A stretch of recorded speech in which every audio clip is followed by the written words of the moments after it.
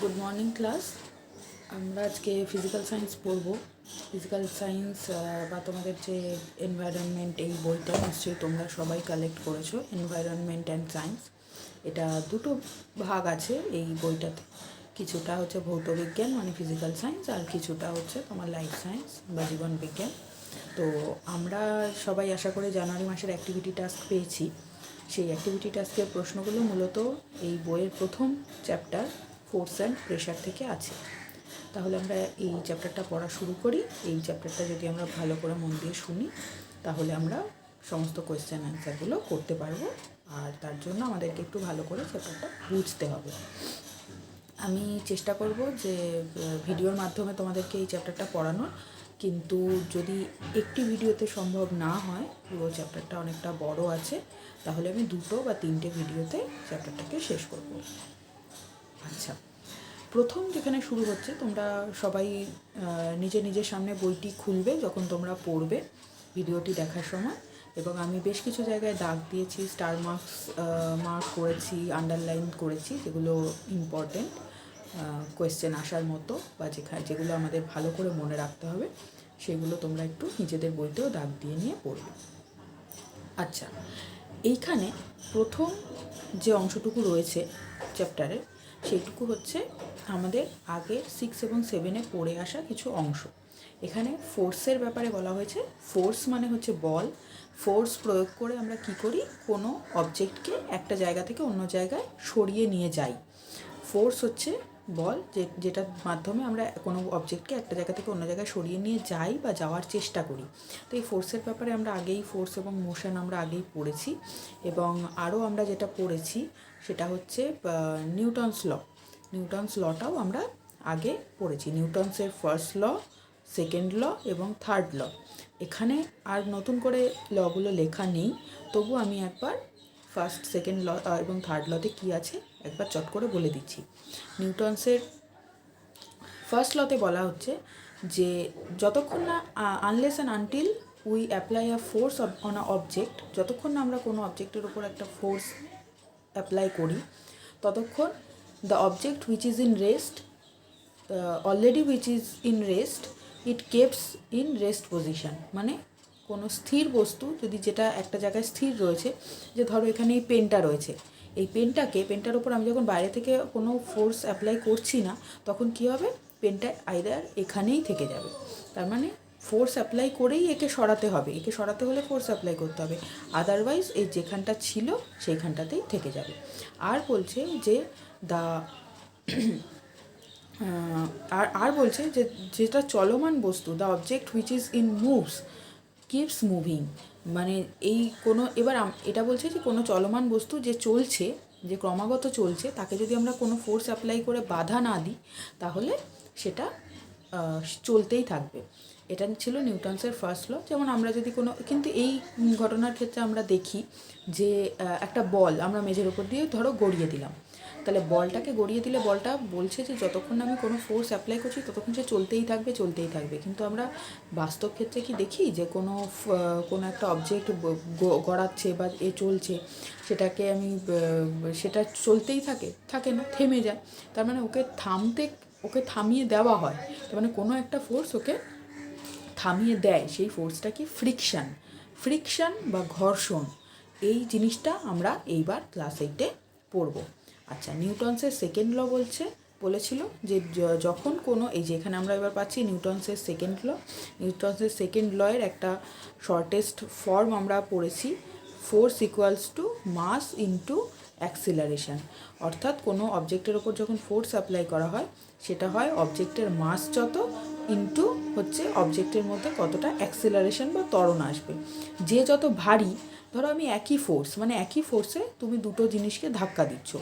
একটা ছোট্ট অবজেক্ট যদি হয়, যেমন ধরো একটা ছোট্ট কিছু বই বা খাতা রয়েছে, তাকে তুমি ধাক্কা মারলে, তাহলে ওর মাসটা কম, তাই ওর মধ্যে ত্বরণটা বেশি হলো, মানে অ্যাক্সিলারেশনটা বেশি হলো। অল্প ফোর্সেই ও ছিটকে হয়তো চলে গেল বা অনেকটা দূরে সরে গেল। কিন্তু একটা ভারী পাথর যদি থাকে, সেটার মাস অনেক বেশি, সেটার ভর অনেক বেশি, মাস মানে হচ্ছে ভর, সেটাকে যদি তুমি ধাক্কা মারো ওই একই ফোর্সে, সে কিন্তু দেখা গেল জায়গা থেকে তো প্রায় নড়লই না বা একটুখানি নড়লো। তাহলে এটা হচ্ছে force equals to mass into acceleration. আর নিউটনসের থার্ড ল ছিল every action has an equal and opposite reaction. এখান থেকেও আমরা জেনেছিলাম যে প্রত্যেকটা ফোর্সেরই একটা ইকুয়াল মানে সমান এবং অপোজিট মানে বিপরীত রিয়াকশানও আছে। অর্থাৎ আমরা যখন কোনো ফোর্স কোনো জিনিসের ওপর দেবো, সেও আমাদের ওপর ফোর্স দেবে। এটা তো সবথেকে ভালো প্রমাণ যে মেঝের ওপর দিয়ে আমরা হাঁটি, আমরা মেঝের ওপর পা দিয়ে চাপ দেই, তখন মেঝে আবার আমাদের পায়ের ওপর চাপ দেয়। এই মেঝে এবার মেঝে তো ওটা তো আর্থের ওপর, আর্থ তো অনেক বড় জিনিস, আমাদের পায়ের চাপে তো আর আর্থ সরে না, কারণ ওটা বিশাল বড়, যে এত বড় যে আমরা কল্পনাও করতে পারছি না। কিন্তু আর্থ অর্থাৎ মেঝে মানে পৃথিবী যে আমাদের পায়ের ওপর আবার উল্টো চাপ দেয়, তার প্রভাবে কী হয়, আমরা সামনের দিকে এগিয়ে যাই। তার মানে এভরি ফোর্স অর্থাৎ every action has an equal and opposite reaction. তাহলে এতক্ষণ আমরা যেগুলো বললাম সেগুলো অলরেডি আমরা 6 আর 7-এ একটু পড়ে এসেছি, সেগুলোকে আমরা একটু রিক্যাপিচুলেট করে নিলাম। আচ্ছা, এরপরে আমরা চলে আসছি measurement and unit of force. মানে মেজারমেন্ট মানে ফোর্সকে কী দিয়ে মাপা হবে, এবং ইউনিট মানে একক কী, বলের পরিমাপ এবং বলের একক। আচ্ছা, আমরা এবার পরের পাতায় চলে যাব, কারণ মোটামুটি এখানে আমি এতক্ষণ যে কথাগুলো বললাম সেইগুলোই লেখা আছে। আচ্ছা, আমি এতক্ষণ যেটা বললাম সেটাই এখানে লেখা আছে, force equals to mass into acceleration, সেই কথাটাই এখানে লেখা আছে। এবার আমরা এখান থেকে জেনে নেব যে ফোর্সের ইউনিট হচ্ছে 1 নিউটন। এখানে কি লেখা আছে, if the force which produces an acceleration of 1 metre per second square, মানে অ্যাক্সেলারেশন যদি 1 মিটার পার সেকেন্ড স্কোয়ার হয়, মানে এ যদি 1 হয়, when it acts on a mass of 1 kilogram, এটা যদি 1 কিলোগ্রাম মাসের ওপর অ্যাক্ট করে, তাহলে 1 × 1 গুণ করলে ফোর্সও কী হবে, 1 নিউটন। তার মানে মাসের ইউনিট হচ্ছে কিলোগ্রাম, এসআই ইউনিটে, অ্যাক্সেলারেশনের ইউনিট হচ্ছে মিটার পার সেকেন্ড স্কোয়ার, তাহলে ফোর্সের ইউনিট হবে 1 নিউটন। হলো? তাহলে আমাদের হাতে যদি একটা 1 কেজি, এবার আমরা সাধারণত গ্র্যাভিটেশনাল, এবার আর্থের ক্ষেত্রে পৃথিবী আমাদেরকে একটা ফোর্স দিয়ে টানে, পৃথিবী আমাদেরকে একটা ফোর্স দিয়ে নিচের দিকে টানে। এই যে পেন্সিলটা আমার এখানে রাখা রয়েছে, আর্থ থেকে একটা ফোর্স দিয়ে টানে বলে একে আমি হাত থেকে ছেড়ে দিলে এ ধপ করে পড়ে যায়, ঠিক আছে? তাহলে আমার হাতে যদি আমি একটা 1 কেজির অবজেক্ট রাখি, তাহলে আর্থ তাকে 9.8 নিউটন ফোর্স দিয়ে টানে। কেননা কি, আর্থের ক্ষেত্রে ফর্মুলাটা হচ্ছে F equals to m into G, GK বলা হয় গ্র্যাভিটেশনাল অ্যাক্সিলারেশন, আর এই জি এর মান হচ্ছে 9.8 মিটার পার সেকেন্ড স্কোয়ার। তাহলে 1 কেজি মাসকে 9.8 মিটার পার সেকেন্ড স্কোয়ার দিয়ে গুণ করলে 1 × 9.8 ফোর্সের মান হয় 9.8 নিউটন। তাহলে তোমার যদি কোনো অঙ্কে থাকে যে একটা 5 কেজির মাসকে আর্থ কত ফোর্স দিয়ে টানে, what is the value of force by which earth attracts a 5 KG object, তখন কি হবে, তোমার মাস হচ্ছে 5, জি হচ্ছে 9.8, তাহলে 5 × 9.8 করলে যত হবে তত নিউটন ফোর্স দিয়ে টানবে, ঠিক আছে? আর সিজিএস পদ্ধতিতে মাসের ইউনিট কি, গ্রাম, আর অ্যাক্সিলারেশনের ইউনিট হবে মিটার পার সেকেন্ড স্কোয়ার এসআইতে, তাহলে ওটা হয়ে যাবে সেন্টিমিটার পার সেকেন্ড স্কোয়ার। সিজিএস পদ্ধতিতে ফোর্সের ইউনিটও হচ্ছে ডাইন। এটা খুব ভালোভাবে মনে রাখবে, ইন সিজিএস ইউনিট ফোর্সের ইউনিট হচ্ছে ডাইন, আর এসআই ইউনিটে ফোর্সের ইউনিট হচ্ছে নিউটন, ঠিক আছে? আচ্ছা, এখানে দেখো আমি আবার দাগ দিয়েছি গ্র্যাভিটেশন আর ওয়েট অফ দ্য বডি। দেখো কার কতটা মাস সেটা কিন্তু শুধুমাত্র বিবেচ্য নয় যে সে কতটা, তার কতটা ভারী মনে হবে, মানে ওয়েট কত মনে হবে। যেমন আমি কথা বলছি, এই যে আমার ধরো সাপোজ আমি ধরছি আমার ওয়েট 50 কেজি, আমার ওয়েট কিন্তু আর্থে 50 কেজি আছে বলে চাঁদে অর্থাৎ মুনেও কিন্তু 50 কেজি থাকবে না, কেননা মুনের এই যে গ্র্যাভিটেশনাল জি, এটার ভ্যালুটা অনেকটাই কম। মুনে কিন্তু আমার ওয়েটটা, শুধু আমার বলে কেন, যে কোনো অবজেক্টের ওয়েট অনেক হালকা হয়ে যাবে। তাহলে কোনো মাস হচ্ছে কোনো বস্তুর মধ্যে কতটা পরিমাণ যে জিনিস আছে সেটা হচ্ছে মাস, সেটা আমি সেমই রাখছি, কিন্তু সেটা যদি অন্য গ্রহে অন্য উপগ্রহে চলে যায় তাহলে কিন্তু আর ওয়েটটা সেম থাকবে না, কেননা ওয়েটও হচ্ছে একটা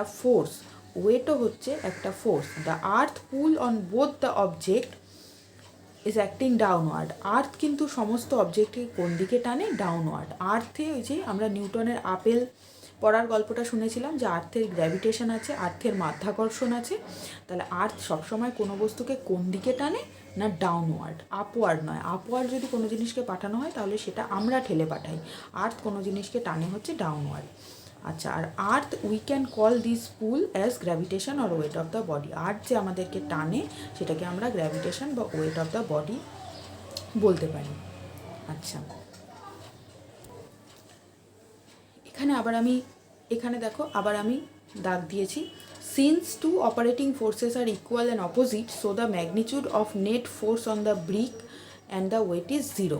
এই কথাটার মানে কি? ধরো একটাই অবজেক্ট রয়েছে, তোমরা দুই বন্ধু মিলে একটা ধরো ভারী একটা অবজেক্ট রয়েছে বা আলমারি রয়েছে, আলমারিটাকে তোমরা দুই বন্ধু দুদিকে মানে দুজনেই ঠেলছো। একজন তুমি ঠেলছো একদিক থেকে, ডান দিক থেকে, আরেকজন বাঁ দিক থেকে ঠেলছো এবং একই ফোর্স দিয়ে ঠেলছো। একই ফোর্স যদি বিপরীত দিক থেকে একটাই জিনিসের ওপর কাজ করে তাহলে কি সেটা কি কোনো স্থান পরিবর্তন করবে না, সেটা সেই জায়গা থেকেই নড়বে না, সে সেখানেই থাকবে। তার মানে যদি একই অবজেক্টের ওপর ইকুয়াল অ্যান্ড অপোজিট ফোর্স কাজ করে তাহলে সেটা হয়ে যাবে, তার ওপর নেট ফোর্স হয়ে যাবে জিরো। কিন্তু আমরা যে হাঁটছি, আমি তখন বলেছিলাম যে আমরা হাঁটছি কিন্তু নিউটনসের থার্ড লর জন্য, কিন্তু সেখানে কিন্তু একই অবজেক্টের ওপর ইকুয়াল অ্যান্ড অপোজিট ফোর্স কাজ করছে না, সেখানে আমরা ফোর্স দিচ্ছি আর্থের ওপর, মানে মাটির ওপর, আর মাটি অর্থাৎ আর্থ ফোর্স দিচ্ছে আমাদের ওপর। দুটো আলাদা আলাদা অবজেক্টের ওপর কাজ করছে, তাই সেক্ষেত্রে মুভমেন্ট হচ্ছে। কিন্তু একই অবজেক্টের ওপর দুটো অপোজিট সাইড থেকে সেম ফোর্স যদি আমরা দিই তাহলে অবজেক্টের কোনো মুভমেন্ট হবে না। এবার এখান থেকে আমরা নেক্সট পেজে চলে যাই। আমরা আর একটা জিনিস পড়বো। আমরা সাধারণত দাঁড়িপাল্লা দেখেছি সব, মানে মুদির দোকানে বা কিছু দুদিকে পাল্লা যেটা দেওয়া থাকে, সেই দুদিকে এদিকে বাটখারা দিয়ে অন্যদিকে মাপা হয়, সেটাকে বলা হয় বিম ব্যালেন্স। বিম ব্যালেন্স দিয়ে কোনো অবজেক্টের মাসটাকে মাপা হয়। আর ওয়েট মাপা হয় স্প্রিং ব্যালেন্স দিয়ে বা তুলা যন্ত্র। এই যে তোমাদের বইতে ছবি আছে পেজ নাম্বার 3-তে, সেখানে তুলা যন্ত্রের ছবি আছে। তাহলে এই যে তুলা যন্ত্রের আরেকটা ছবি দেখো, এই যে স্প্রিং ব্যালেন্সে যখন কম ওয়েট ঝোলানো হয় তখন এর গায়ে একটা স্কেল লাগানো থাকে, স্প্রিংটা তখন অল্প ঝুলে যায়। আবার যদি আরও বেশি ওয়েট এখানে ঝুলিয়ে দিই তাহলে সেটা আরও বেশি ঝুলে যায়। এইভাবে এইখানে পাশে নিউটন এককে এই স্কেলের মধ্যে সংখ্যাগুলো লেখা থাকে এবং সেখান দিয়ে আমরা কোনো অবজেক্টের ওয়েটকে মাপতে পারি। আচ্ছা, যেমন আমি একটা ছোট অঙ্কের কথা বলছিলাম যে মাস অফ 3 কেজি যদি কোনো আমি অবজেক্টকে দিই, তাহলে কোনো অবজেক্টে যদি মাস 3 কেজি হয় তাহলে আর তাকে কত ফোর্স দিয়ে টানবে? 3 × 9.8 29.4 নিউটন। ঠিক আছে। আর এই যে এখানে একটা জিনিস দেখাচ্ছে, একটা স্প্রিং ব্যালেন্সকে দুজনে দুদিক থেকে টানছে। এখানে এই ছবিটাতে যেমন কি ছিল যে কোনো একটা দিকে টানা হচ্ছে, মানে ওয়েট ঝোলানো হয়েছে, কিন্তু এই ছবিটাতে কি হয়েছে? দুজনে দুদিক থেকে সেম ফোর্সে টানছে। দেখা যাবে স্প্রিং ব্যালেন্সের যে কাঁটাটা সেটা কোনো দিকেই মুভমেন্ট করছে না। কী করে করবে? দুদিক থেকে ইকুয়াল আর অপোজিট ফোর্স দেওয়া হচ্ছে, তাহলে কেটে গিয়ে দুটো ফোর্স একটা দিকে যদি +F ফোর্স দেওয়া হয় আর একটা দিকে -F দেওয়া হয়, +F -F মিলে 0 হয়ে যায়। তাই নেট ফোর্স তার উপর 0 নিউটন অ্যাক্ট করে। ওকে, এর পরের পার্ট হচ্ছে আমাদের ফ্রিকশন অ্যান্ড মেজারমেন্ট। আমরা এটা নেক্সট ভিডিওতে পড়ব।